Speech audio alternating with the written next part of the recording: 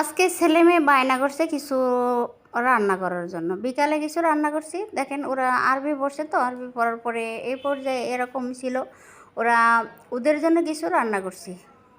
মানে খাবারটা বলতেছি একটু রিভিউ দাও, কেমন হয়েছিল খাবারটা দেখেন, ওদের রিয়াকশানটা দেখেন আপনারা, খাবারটা কীরকম ছিল। আমি আজকে ভিডিও করছি, ওদেরকে বলছি আমি যা বানাবো তাই খাইবা। ওরা কইছে ঠিক আছে যাই কিছু বানাও আমরা খাবো। ওরা রিয়াকশানটা দেখেন, ওরা কিছুই জানে না আমি কি রান্না করছি।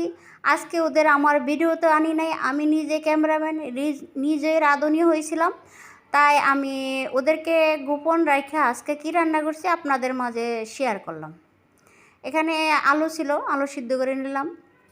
আলুটা এত গরম ছিল ধরতে পারতেছিলাম না। আর মুসুরির ডাল সিদ্ধ করে নিয়েছিলাম। টোটালি এখানে পেঁয়াজ ছিল, আর টমেটো ছিল, মশলা ছিল, মরিচের গুঁড়া আর আদা বাটা, কাঁচামরিচ, আর কর্নফ্লাওয়ার ছিল, বেড কাপ ছিল। এই উপকরণগুলো লাগবো আজকে আমার। আর একটা মেন একটা জিনিস আছে, ওইটা পরে দেখাচ্ছি। প্রথমে আলুটা আর ডাউলগুলো একটু হাত দিয়ে মেখে নিচ্ছি। ফাইনালি আমার মূল রেসিপি লাগবে ভাত। ওরা যেন ভাত খায়, আমি বিশ্বাস করি না, আমি বিশ্বাস করি না। ভাত খেতে চায় না, তাহলে আমিও একটা টেকনিক করলাম, ভাত দিয়ে কিছু রান্না করব। ওরা আমারে ফাইনালি আগে থেকে বলছে ভাত দিয়ে কিছু বানাবা না। আমি তো বলছি আমি যা করি তোমরা খাইবা, তোমরা দেখতে পারবা না। আচ্ছা ঠিক আছে, তাহলে আমিও চলে গেলাম।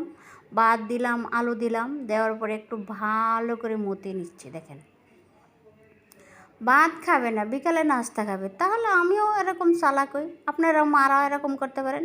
কাঁচামরিচ, পেঁয়াজ আর একটা টমেটো দিলাম, দেওয়ার পর আবার হাতে ভালো করে মতে নিচ্ছি। ফাইনালি ধৈর্য সহকারে এটা ভালো করে মুথে নিতে হবে। এখানে মশলা ছিল, মশলাগুলো অ্যাড করে দিলাম। মরিচের গুঁড়ো, হলুদ, ধনিয়া আর যা মশলা লাগে মানে সব মশলা, আদা বাটা দিলাম, জিরা বাটা, সব মশলা অ্যাড করে দিলাম। দেওয়ার পর আবারও ভালো করে মিশিয়ে নিচ্ছি।